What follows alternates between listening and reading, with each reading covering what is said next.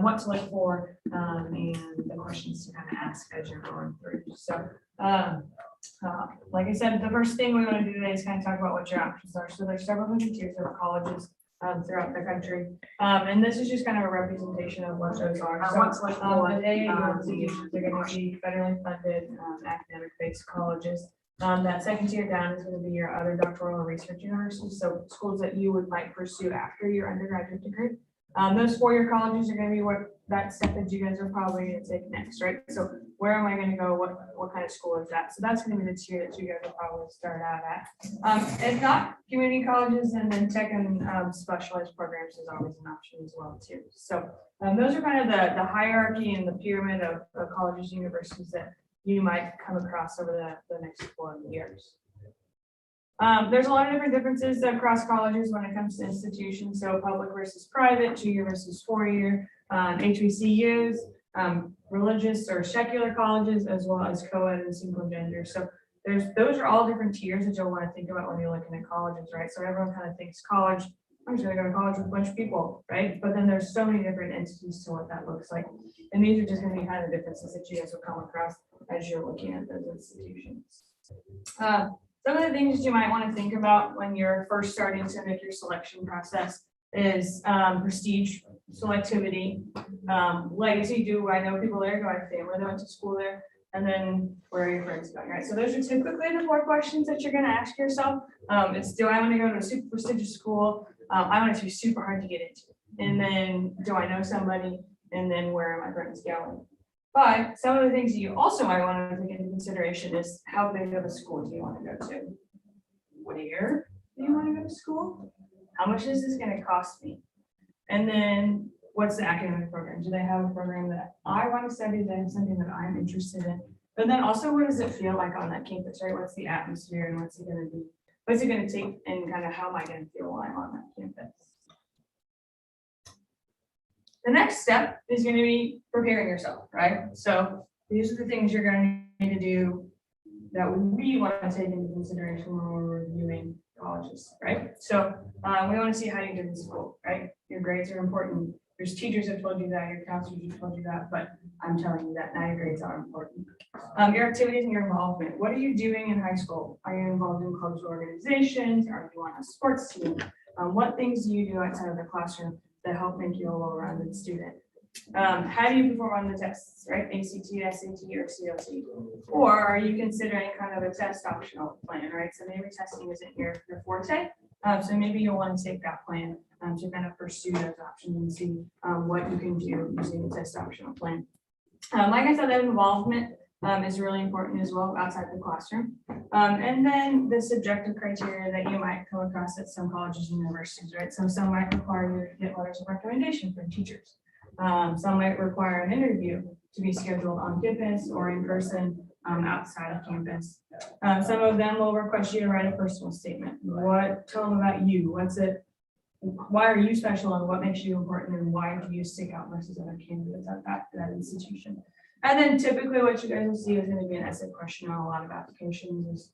There's various different questions that colleges post, but a lot of the times they just want to know a little bit more about you and talk about who you are. Some of the things that you might come across, and I always like to kind of dive into the lingo that you might get thrown at you as you're talking to different colleges and universities, are several of these terms. I'm assuming you guys have probably seen most of these words before, maybe a little bit, no? No, okay. So there's going to be 4 different types of enrollment of admission processes as you are working with different colleges and universities. So you're going to see the term regular admission. Most schools have a regular admission process. That just means you can apply whenever, and sometimes they'll have a deadline of November 1st that you have to apply by, and then they'll get an admission decision for you after Christmas. Some schools will have rolling admission, which means you can apply and there's no deadline. You can decide to come whenever you want within your senior year of high school, and then you'll work through that rolling admission process throughout the duration of the entire year. So there's not going to be any hard, firm deadlines. Early decision is going to be another plan that a lot of colleges, typically more selective schools, have. And that early decision process, basically what that means is you're then saying, hey, for example, Notre Dame, I want to go to Notre Dame, right? So there's an early decision process at Notre Dame that if you apply early decision and you're admitted early decision, you're going to school there and you're basically committing to them. There's an early action plan that you can also use as well too. And typically that also is similar to an early decision plan, but the schools kind of differ on what their guidelines are going to be. But typically that's just getting an earlier decision to your application process. That way you might be able to make your plan sooner throughout your process. The deposit process is kind of another lingo that you might hear is sending your deposit and let us know that you're coming to school here. There's going to be two different types of deposits. There's going to be a binding deposit, and that is, hey, you're coming and you're not going to get out of it. And then there's going to be a non-binding that's typically going to have a refund option as well too. So you'll hear those terms a lot of times through different colleges too. These are the things that you're going to want to kind of point out and hear and listen and ask about at different colleges and universities to kind of understand what each of those terms mean. The FAFSA is a common one. Are any of you guys familiar with that at all? No. Okay. The FAFSA is the free application for federal student aid, and that is for students whose families will file for additional funding for financial aid, right? So you might receive a scholarship from a college, but then in order to receive additional funding, you'll need to file the FAFSA in order to get additional federal funding. All students must be domestic students. But yeah, as long as your parents have filed taxes, you're willing to do that. Yeah. The Newmont, you're out. You can't file it. Sorry. Sorry. Test optional is something that I kind of talked about a little bit earlier. A lot of schools since 2019, 2020, when everything kind of changed and the whole world changed a little bit, test optional became a common term that people started using. Basically, test optional is different everywhere, but it also is an option for you. And if you decide, hey, I don't want to send my test scores to the college, I'm just going to apply using my transcripts, and that's the best display of who I am. A lot of colleges have moved to that option. And something that you definitely want to take into consideration when you're applying to different colleges and universities is what is that test optional policy? And what does that look like? And what does that mean for me? Don't be afraid to ask that question because like I said, those policies typically do change depending on the college. 9 times out of 10, it's you submit your application and your test score, your transcript, and then we'll use that to review your application for admission.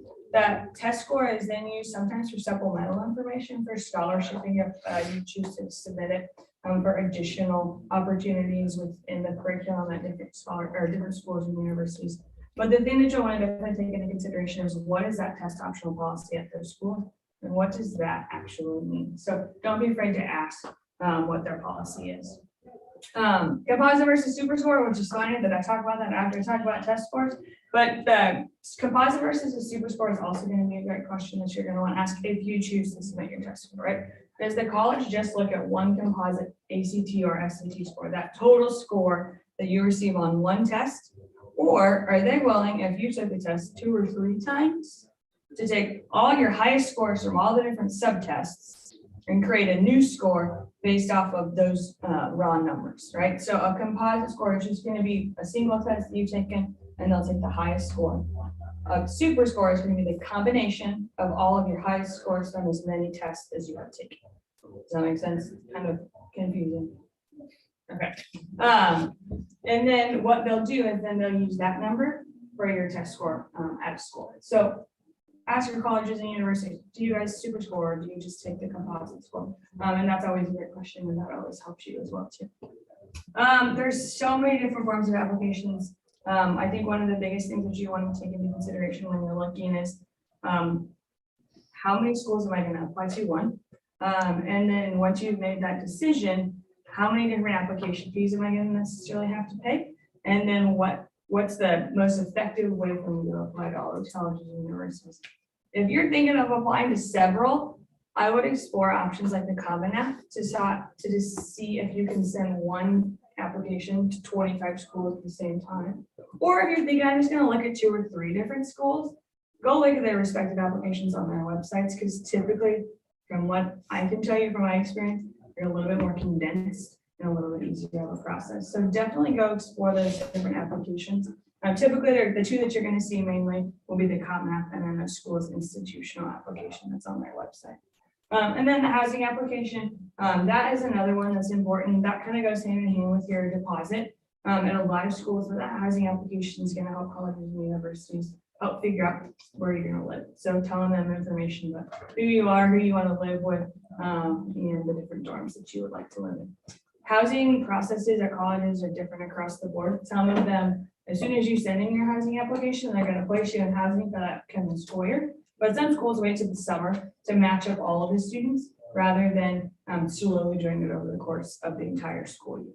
So, any questions about the lingo?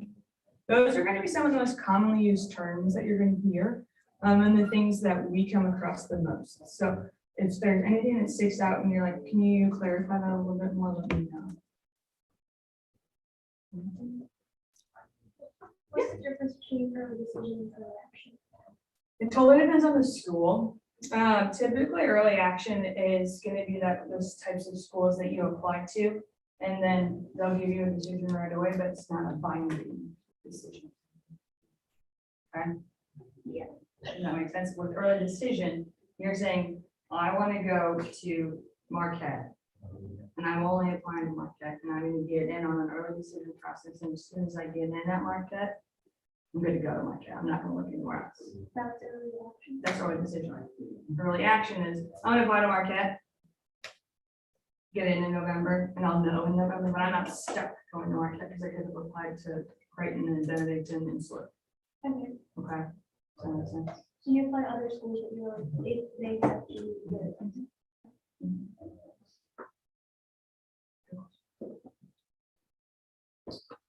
So what should you be doing now? What grades are everybody in?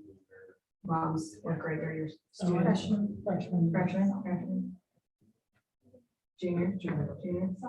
Okay, so everyone's kind of at different phases, but some of the things to take into consideration, and these are tips that we typically give to students is start planning things, right? Set goals throughout the next couple of years, so sophomore, junior, and senior year, and make some plans. Take practice tests, take study skills classes, take college prep courses that are gonna align you with success in the college setting. Improve reading, writing, public speaking abilities. Don't be shy to sign up for those opportunities. Take speech class if there's an option for you.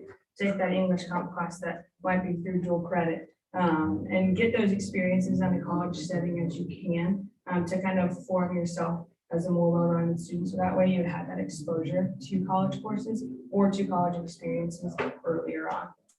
Get involved, like I said, talk about different activities and extracurriculars that you can do. This is something that you'll definitely want to take into consideration because those opportunities are things that are going to bolster your application at different colleges. Check your email. Please check your email. And if you're not going to check your email, give your mom your password and have them check your email. Because colleges and universities, even at starting in the sophomore year, are going to start sending you guys stuff. So don't be afraid to start reading those things and exploring your options and seeing what you can do. Because if you start researching early, you're not going to be in the position that I've seen some seniors in right now who have no idea what they're doing and have no idea where they're going, and it's almost April. And you don't want to find yourself in this position. So if you start doing these things earlier, you're going to be more inclined to have a better idea of where you want to go. With that in mind, when you start the process, there's a lot of different ways that you can do it. We always recommend go to those websites of schools that you're interested in and start requesting information. That way you can start getting information from those schools, emails, mailers, different ways to see what campus is like and to hear from students and their faculty. Take a virtual tour. Every campus in America had to make a virtual tour in 2020, so everyone has one. It might be a little out of date, but they have one now, and it's a good opportunity for you to kind of explore what it looks like. Does it seem like a place that I would like to be? Is it in a setting that I would enjoy? Visit different academic websites. See what they have to offer you. See if there's something that sparks your interest at one school that they don't have in another, so then you can start comparing those things. See if there's courses that you're going to take that are for dual credit, that you can maybe transfer back to the other school and see how their equivalency processes work. And one of my favorite is find out who your admission counselor is. So the person that's going to be coming to your school, and it's the person that's going to be your point of contact throughout the duration of your college search.